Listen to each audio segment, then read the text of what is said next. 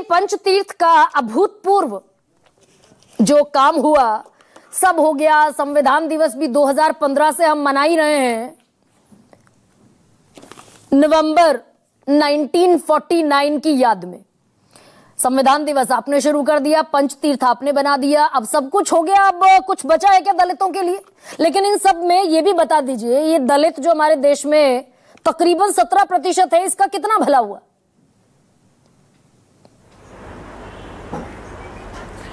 देखिए, मैं थोड़ा डिटेल में जाना चाहता हूं कि जब कांग्रेस बाबा साहब डॉक्टर अंबेडकर का इतना बड़ा अपमान किया है और वहीं पर भारतीय जनता पार्टी ने इतना सम्मान किया है, बात तो यहाँ पे होनी चाहिए।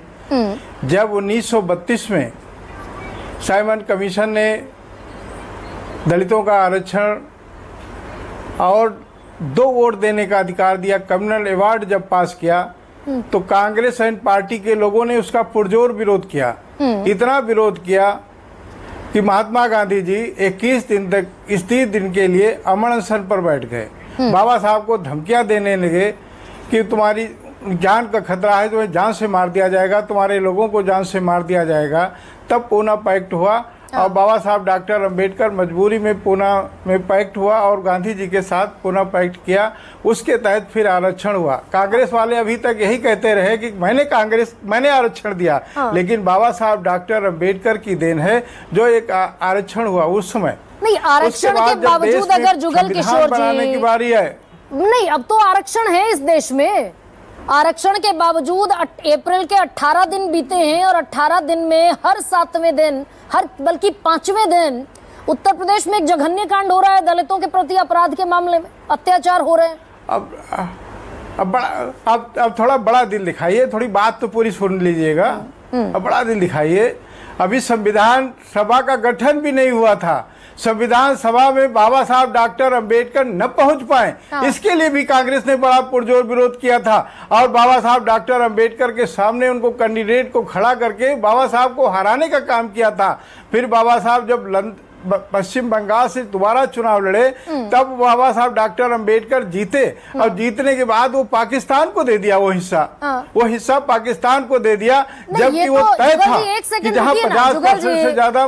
भाई, ये तो देश के गृह मंत्री ने संसद में बताया कई बार, प्रधानमंत्री मोदी ने संसद में बताया कई बार, चुनावी रैलियों में बता दिया।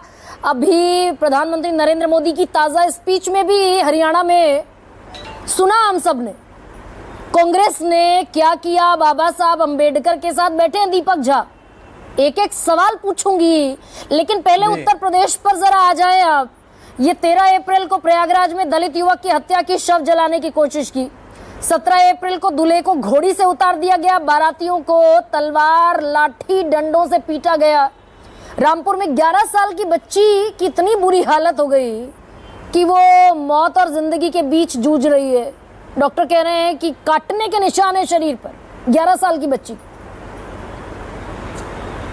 उत्तर प्रदेश में पहली ऐसी भारतीय जनता पार्टी की सरकार है जो कानून अपना काम करती है। कानून अगर किसी ने अपने हाथ में लेने का काम किया, उसके साथ कानून उन तक, उनके गले तक पहुंचा है, उनको जेल की सलाखों तक पहुंचाने का काम किया है।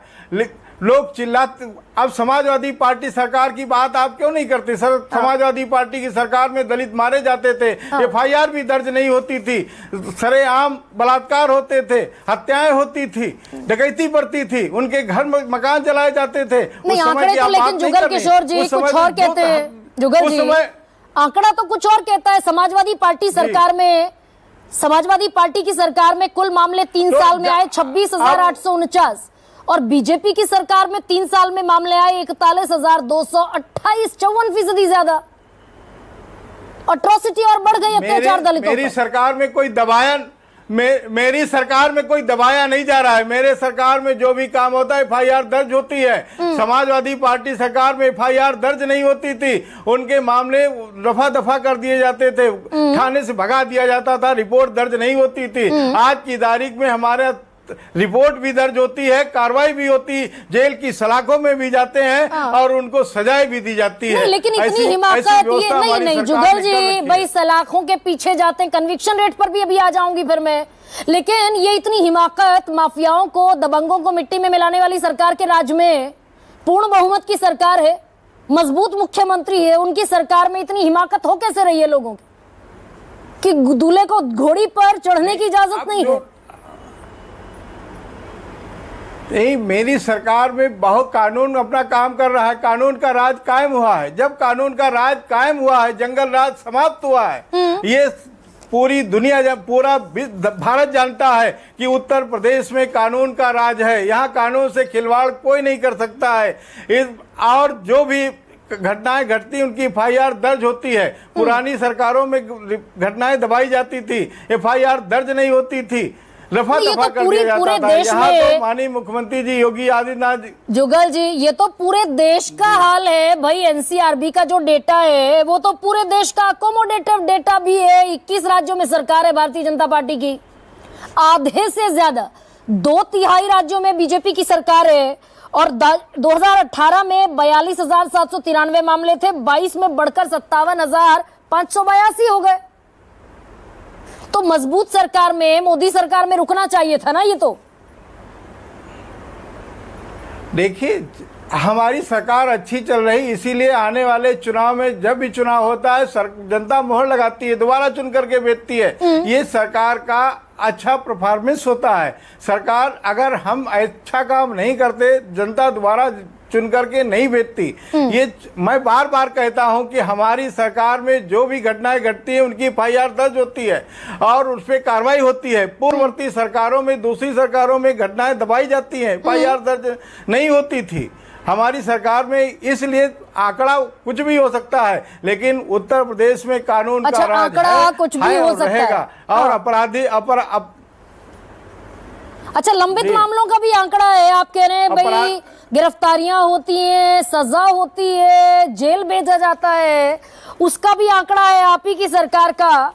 पूरे देश भर में बेदखली, सामाजिक बहिष्कार के 62% मामले लंबित हैं। और वो जो दलितों की जमीन हड़प ली जाती है, दबंग आते हैं, कब्जा कर लेते हैं, उसके भी 62% मामले लंबित हैं जिनकी जांच ही शुरू नहीं हुई। ये भी आप ही का आंकड़ा है। नहीं, हम सभी प्रकार, अब हमारी सरकार निष्पक्षता से काम करती है, किसी को उसमें शक नहीं है। और हर आदमी विश्वास करता है भारतीय जनता पार्टी पर। भारतीय जनता पार्टी की सरकार जो है कानून का राज दे रही है, जंगल राज समाप्त कर दिया है। ऐसे में आंकड़े हम दबा नहीं सकते, दबाए नहीं जाते हैं। हमारी अगर कोई भी FIR ऑनलाइन दर्ज कराता है तो भी दर्ज होती है। सर, एक्शन में FIR हो गई, मैंने मान ली। चलिए जुगल किशोर जी, मैंने मान लिया कि FIR अब लॉन्च होती है, आंकड़े दबाए नहीं जाते, लेकिन ये कन्विक्शन रेट मात्र 34% का है ना। सजा नहीं होती, अपराधी छूट जाते हैं।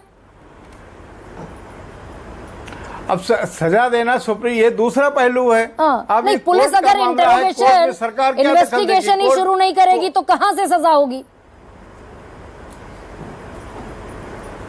अब दलितों के मामले में सुप्रीम कोर्ट, हाई कोर्ट और जुडिशरी का, इनका कोर्ट का क्या रवैया है, कोर्ट जाने। हमारी सरकार थोड़ी जानती, सरकार ने अपना काम करके दे दिया। नहीं, डीजीपी अपॉइंट तो सरकार करती है सर।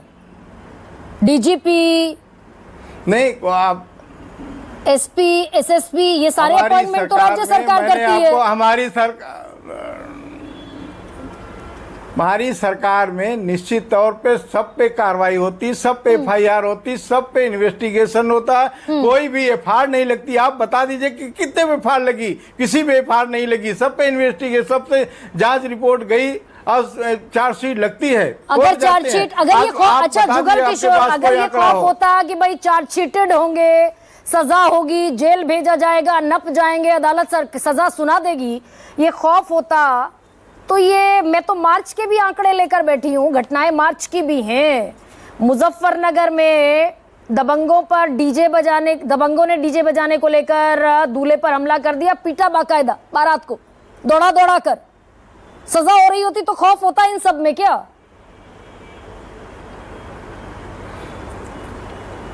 अब होता तो हमेशा था, लेकिन मेरी सरकार में थोड़ा कम हुआ है। एक थोड़ा नहीं, बहुत कम हुआ है। और जहां भी ऐसा होता है तुरंत त्वरित